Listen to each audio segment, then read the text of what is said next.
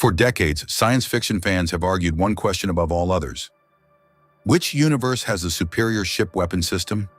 The elegant precision of Star Trek phasers, or the devastating fury of Star Wars turbolasers? At first glance, the answer seems obvious. Star Wars battles look larger, louder, and infinitely more destructive.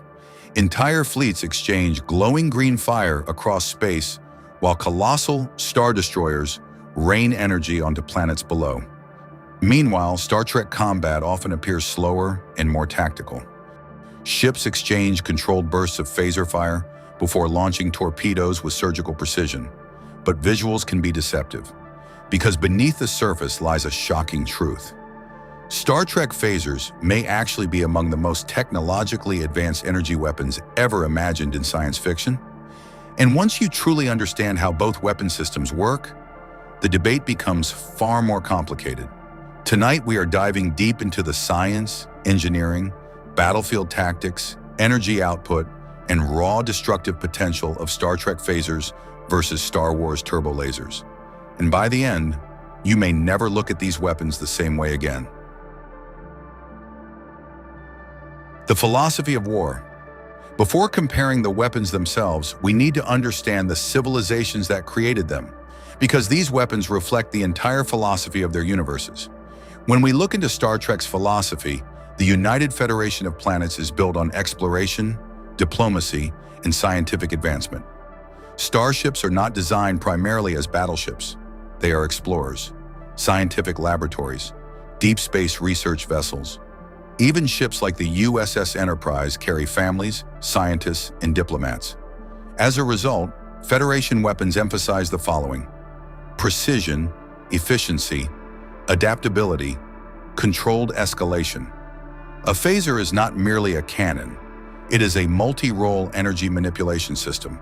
It can heat objects, cut through metal, disable electronics, vaporize targets, penetrate shields, perform orbital drilling, even alter atomic structures. The Federation does not design weapons purely for destruction. They design tools that can become weapons when necessary. That distinction matters enormously. When it comes to Star Wars philosophy, its military doctrine is built around overwhelming force. The Galactic Empire does not seek precision. It seeks domination, fear, shock, and awe. Imperial star destroyers are essentially flying fortresses armed with enormous batteries of turbolasers intended to annihilate opposition through sheer firepower. In Star Wars, intimidation is itself a weapon. Bigger fleets, bigger guns, bigger explosions. Turbolasers embody this doctrine perfectly. They are not elegant. They are brutal. A star destroyer does not carefully disable enemy systems.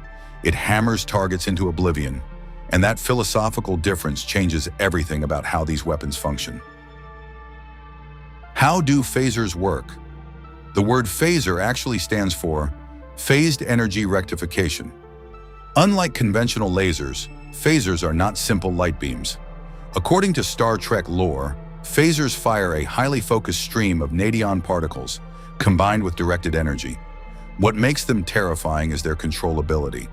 A Federation captain can adjust beam intensity, frequency, penetration, spread, thermal output, shield interaction, targeting precision.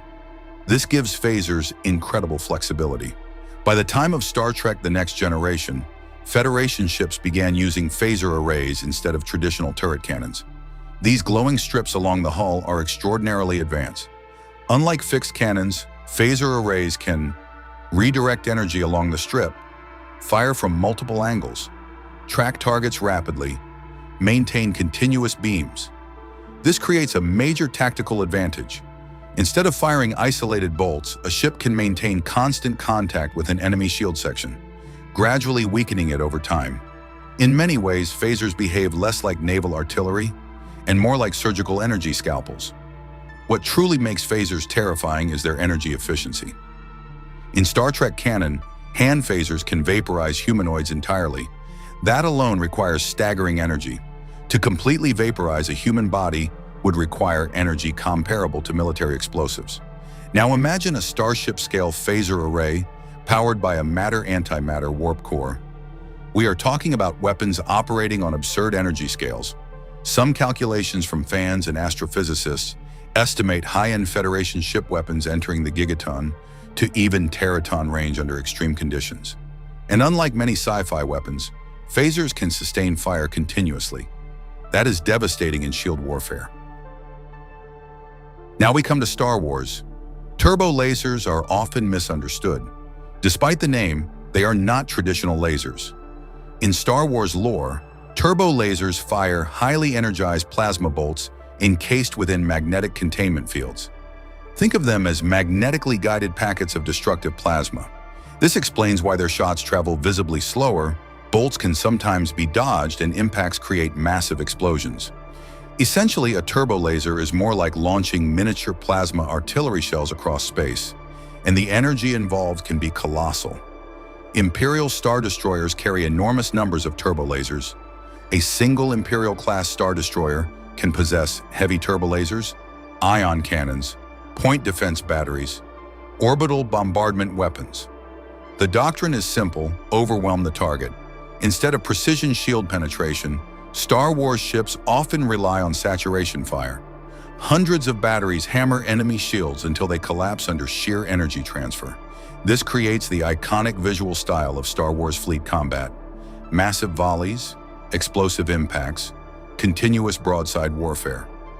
It resembles World War II naval combat translated into space, the power of turbolasers. This is where things become controversial.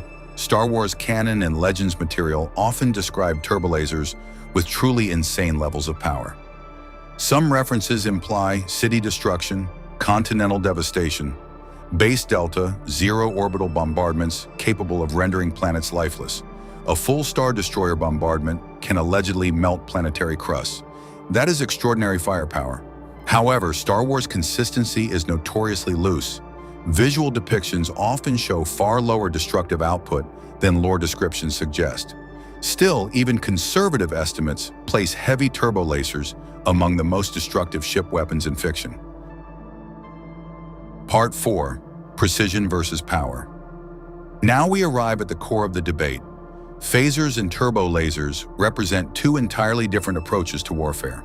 In Star Trek, phasers can do continuous precision beams, shield modulation, surgical targeting, system disabling, scientific adaptability. In Star Wars, turbolasers can create massive destructive bursts, heavy explosive force, superior intimidation, large-scale bombardment, designed for fleet warfare. This creates a fascinating battlefield contrast. A Star Destroyer fights like a sledgehammer. A Federation cruiser fights like a surgeon. And in real combat, the surgeon may sometimes win. Let's talk about shield system. This is perhaps the single most important factor, because weapons are only as good as the defenses they must penetrate. Federation shields are incredibly sophisticated. They can modulate frequencies, redistribute energy, adapt to attacks, absorb tremendous punishment. In Star Trek battles, combat often becomes a contest of shield frequencies and energy management. Captains constantly search for weaknesses. A single precise hit can disable a warp drive, weapons, sensors, shield emitters. This is highly advanced warfare. Star Wars shields are powerful, but generally simpler. They rely more on raw durability than adaptive modulation. This suits Star Wars combat philosophy perfectly. The Empire prefers overwhelming force rather than technical finesse. However, this could become a weakness against Federation technology. A phaser crew might rapidly analyze shield harmonics and exploit vulnerabilities. Meanwhile, turbolasers may struggle against constantly modulating Federation shields.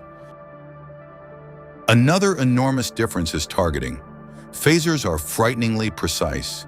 Federation targeting systems can hit moving ships at extreme distances, track evasive maneuvers, maintain beam lock, disable exact ship sections. This matters tremendously.